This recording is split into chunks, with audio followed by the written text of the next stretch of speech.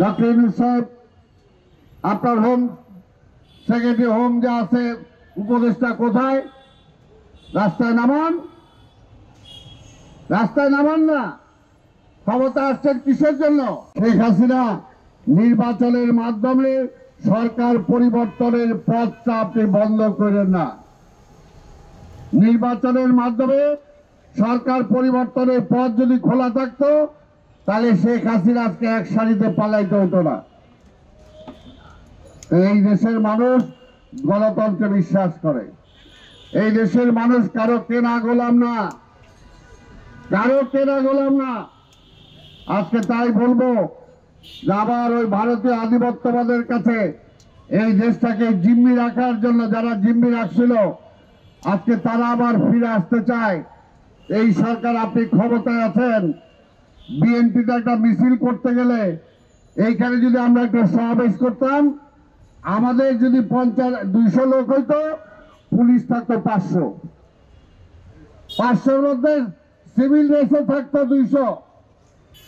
এইখানে বসা অবস্থায় মির্জা ফখরুলের কোল থেকে জোর করে ছাত্র দলের রাজকে জোর করে ট্যাংরা হিস্সায় ডিবি পুলিশ নিয়ে গেছে। আজকে কোথায় পুলিশ?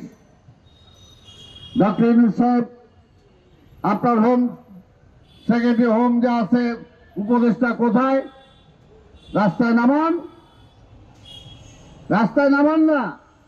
ক্ষমতা আসছেন কিসের জন্য? ক্ষমতা এর জন্য তো বলতেছি, দীর্ঘায়িত করেন না। দীর্ঘায়িত করলে এগুলো থামান, এগুলো করেন, লোকজনে দেখান।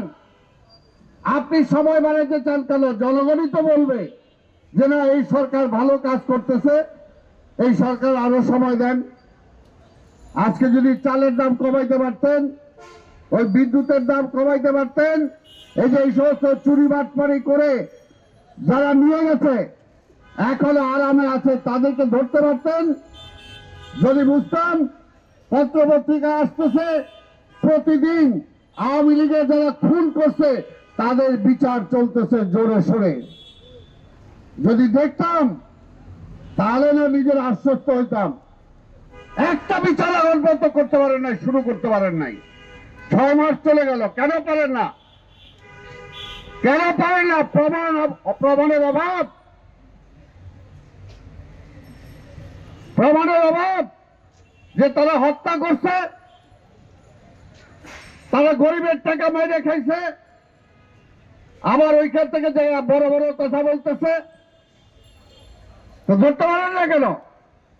কামের কাম করেন, কাজও করবে না, ইও করবে না, মানুষের পরিবর্তন আনতে পারবে না, আবার বলে আমরাই ক্ষমতায় থাকবো। আরে ভাই কেন? 3 মাস 6 মাস হয়ে গেছে, অনেক সময় হয়েছে, আস্তে আস্তে আর সম্মান নিয়ে কাইটা বলেন। বুঝছে সেই ট্যাঙ্কে মানুষ ফুলের মালা দিছে। কাজে জনগণ কারো কেনা না, এই কথাটা মনে রাখতে হবে। আমরা এই রিক্সাওয়ালাদের সামনে বলেছি যে বিএনপির আমলে একটা বনরুটির দাম ছিল 5 টাকা। কত ছিল? 5 টাকা। আওয়ামী লীগের আমলে হয়েছে কত? 15 টাকা না 20 টাকা। চালের দাম কমে নাই, ডালের দাম কমে নাই, তেলের দাম কমে নাই, বিদ্যুতের দাম কমে নাই। আজকে খেটে খাওয়া মানুষরা বুঝে তাদের কি অবস্থা। কিন্তু 6 মাস পার হয়ে গেছে। ভাই সময় নেন, আপনি অসুবিধা নাই, আমরা তো বলছি। কিন্তু 6 মাসের মধ্যে আপনি কি করলেন এটা কর, হিসাবটা তো দিতে হবে। এই যে রিক্সাওয়ালা সারাদিন রিক্সা চালায়, বাড়ি তো অনেকেরই নাই, তারপরও মালিক যে আছে তার হিসাব দিতে হয়। তার ঘরের যারা পরিবার আছে তাকেও হিসাব দিতে হয়, কত কামাইলা কও। এই সরকার এই 6 বছর আপনি কি কামাইছেন কন? কি দিচ্ছেন এই দেশের জনগণরে? কি ভাই কিছু দিছে? কিছু দেয় নাই। তারপরে বলে এত তাড়াতাড়ি নির্বাচন কেন?